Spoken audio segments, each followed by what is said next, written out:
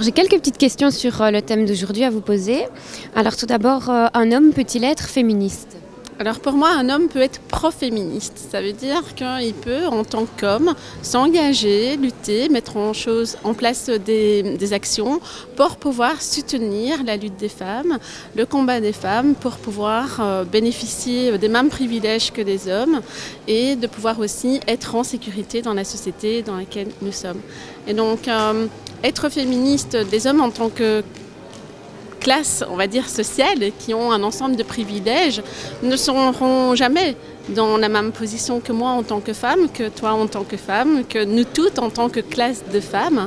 Et donc, ils n'auront jamais une idée de ce que nous traversons au quotidien.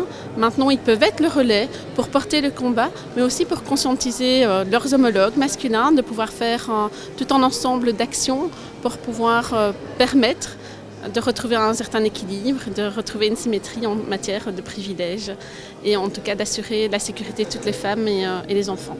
Est-ce que vous pensez que le féminisme, dans sa forme la plus radicale, peut parfois desservir la cause des femmes? Non, pas du tout. Je pense que c'est vraiment nécessaire. Et il faut savoir que le féminisme radical, c'est le féminisme qui va déconstruire les rapports de domination à la racine même. Et donc ce n'est pas l'extrémisme, ce n'est pas radical au sens commun du terme. Ce ne sont pas des femmes qui vont faire exploser des bombes dans les parlements ou qui vont émasculer les hommes. Rien du tout. Ce sont des femmes qui vont vraiment déconstruire à la base pour essayer vraiment de comprendre comment se sont mises en place les inégalités entre les hommes et les femmes, comment profite ce système aux hommes, savoir quels sont tous les moyens qui sont utilisés par la classe dominante pour pouvoir mettre en place ces inégalités et pouvoir faire en sorte qu'elles durent dans le temps. Donc c'est vraiment philosophiquement très très intéressant, extrêmement riche pour le mouvement féministe d'avoir des femmes comme ça qui vont prendre le temps de tout déconstruire.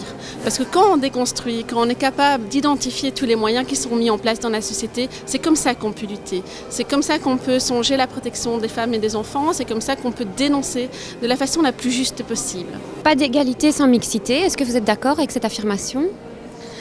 Alors la mixité, c'est très bien, dans un monde idéal, où les hommes et les femmes, les petits garçons et les petites filles ont déconstruit les rapports de domination et où tout un système a mis en place des choses pour pouvoir déconstruire et pour pouvoir faire en sorte qu'on arrive à quelque chose d'égalitaire.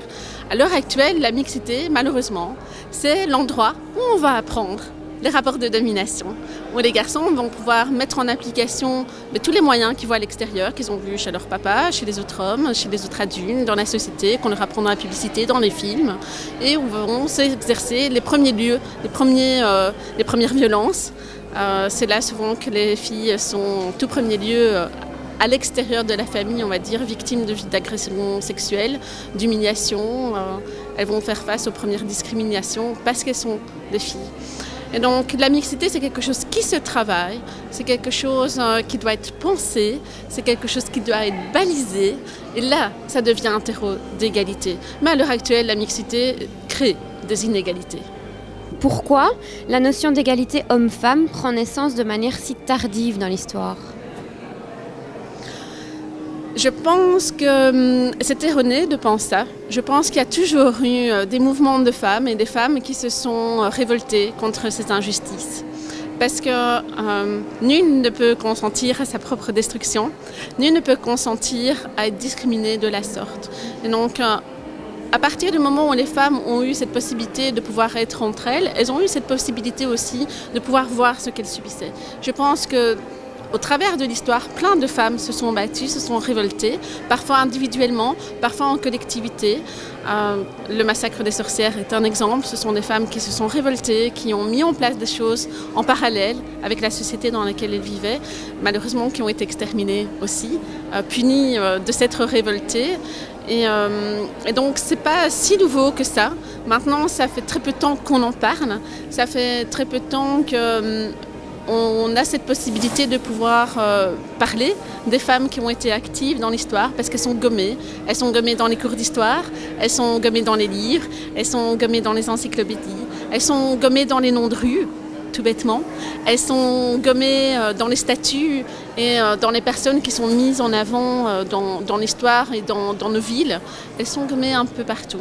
Et je pense que c'est seulement maintenant, enfin en tout cas depuis 20-30 ans, que les femmes ont pu vraiment se fédérer, utiliser les médias, utiliser les mêmes canaux que les hommes pour pouvoir faire connaître leur révolte et de pouvoir aussi réclamer plus de justice.